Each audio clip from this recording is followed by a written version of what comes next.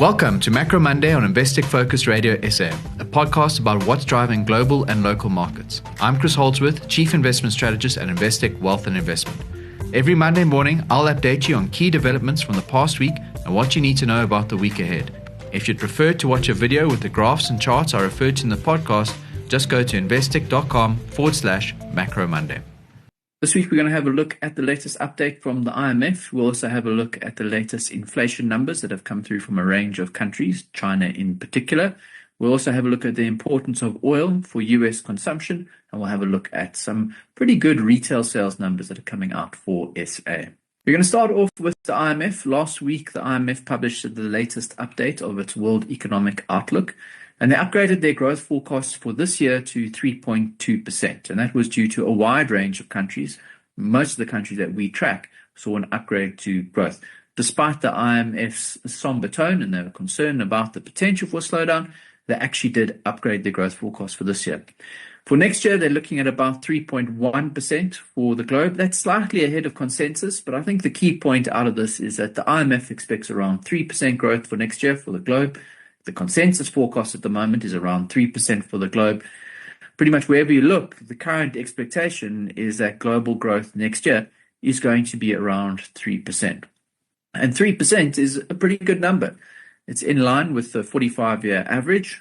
And if you look at IMF forecasts for subsequent years, there's a very mild deterioration, but it stays at and around that sort of level.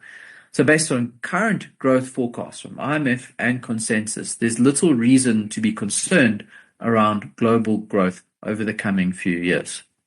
Switching to inflation, we've now had inflation prints for 39 of the 50 largest economies. And some good news on this front, global inflation ticked down. The median across all of those countries is now at 2.5%. Last month it was 2.7%. So an encouraging reading. Of course, we haven't had the US CPI number yet. It's been delayed due to the shutdown. That number should come out this week.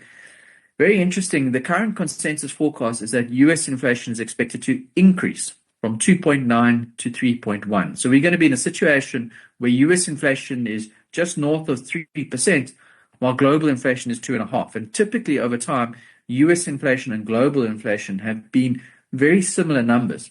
We're starting to pick up a divergence, which just highlights a difficult situation that the Fed faces. The US has got US-specific inflation problems at the moment, which again makes it difficult for the Fed.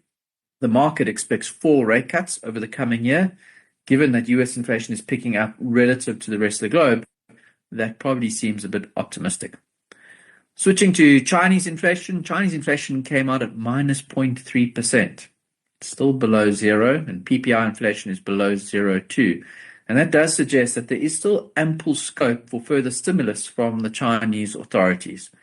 They wouldn't want inflation expectations to become entrenched at too low a level. It will affect consumer spend.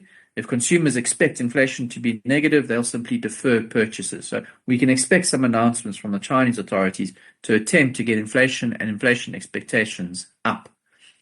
In the interim, it's worth keeping an eye on the leading indicators for the Chinese economy. And both of the ones that we look at suggest that there's likely to be a bit of a soft patch coming.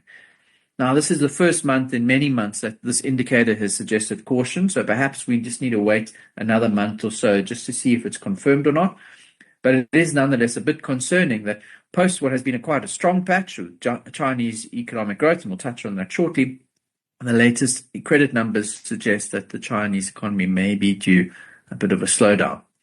And the latest Chinese numbers actually did come out this morning. So while there might be a slowdown to come, the current numbers are very strong.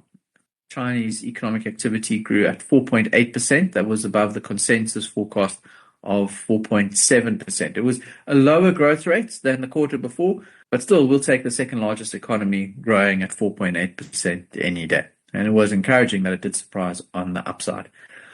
The problem for China is that nominal GDP growth is currently still quite low, sitting at 3.7%. And you grow your way out of a debt problem with a combination of lower interest rates and higher nominal GDP. So I think it might be a concern for the Chinese authorities that nominal GDP growth is as low as it is. And again, that provides further reason for an attempt to try and stimulate the economy. Just incidentally, we have seen a surge in imports in China, which does suggest that there is an uptick in domestic demand. And that's just something we'll have to keep an eye on in contrast against this leading indicator, which is flagging some caution. Switching to oil, we've seen some encouraging developments in oil over the past couple of years. There's been a sizable decline. Oil at the moment is trading at $60 per barrel, just a bit north of that, which is roughly in line with where it was 20 years ago. Quite incredible. Over the last couple of years, we've seen a sizable decline. The oil price at the moment is about half of where it was in May 2022. The 6 months average is down 35% relative to where it was in May 2022. And if we do the maths, fuel is a large part of consumption expenditure, typically about 4% across developed markets. The decline in oil would have given consumers an extra somewhere around 40 to 50 bips per annum to either spend on other things or to save. And I think that goes a long way in explaining why US consumption expenditure has been so strong over the past couple of years. If we go back to May 2022 and we look at forecasts for consumption expenditure in the US from the Congressional Budget Office, the current numbers are about 20 basis points per annum above the forecast back then. But the boost to consumption, assuming that consumers would have spent the savings they got from lower fuel prices on other things, the boost to consumption would have been 40 to 50 bips. So more than all of the surprising resilience of the US consumer over the past couple of years is simply due to lower fuel prices, which is an important point. It means from our purposes, we need to keep a very close eye on fuel prices. And should it be the case we see an increase, we'll have to revise some of the very strong forecasts for growth in the US and across the globe that we referenced at the beginning of the presentation. Switching to South Africa, we've had the SACCI business confidence numbers come out last week, and they're quite encouraging. We can see that there's been a quite sizable uptick in economic activity, which is what this series measures over the past couple of months. And the series does correlate with the BER business confidence survey. So hopefully when that series comes out, we'll also see an uptick. And business confidence is the key leading indicator for private sector job creation. It's looking like we're starting to see a positive story developing both on the growth front and potentially in the employment front in SA over the coming 12 months, should it be the case that business confidence remains elevated. We've noted before that business confidence in South Africa is pretty strongly correlated with our SOE index. So the improvement in business confidence, I suspect, is likely to be linked to the improvements that we've seen at South African SOEs. And on retail sales in SA, the latest print showed a slowdown in volume growth in August. The month-to-month numbers are quite volatile, but what it showed is that year-on-year real retail sales growth slowed from over 5% down to 2%. But it's important to note that the year-to-date growth has actually been pretty strong, one of the strongest that we've seen in the last decade or so. And I think what we're seeing play out is the typical cycle for SA. We see stronger commodity prices that leads to some rand strength that allows the SARB to cut, and that in turn sees consumption picking up. So as long as Chinese growth remains strong and we continue to see support for global commodity prices, we would expect that to translate into further support for SA Inc. And that's where we're going to leave it for this week. That's all for this episode. Do tune in next week for more investment insights from me, Chris Holdsworth, and the Investec Wealth and Investment team.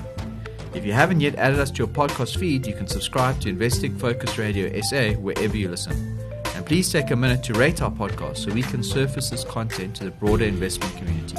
If you want to see the graphs that are referenced in the podcast, you can watch a video version of this recording at investec.com/Macro Monday. The views expressed are those of the contributors at the time of publication and do not necessarily represent the views of Investec Wealth and Investment International and should not be taken as advice, guidance, or recommendation. Investec Wealth and Investment International, a member of the JSE Equity derivatives, currency derivatives, bond derivatives, and interest rate derivatives markets, an authorized financial services provider and a registered credit provider.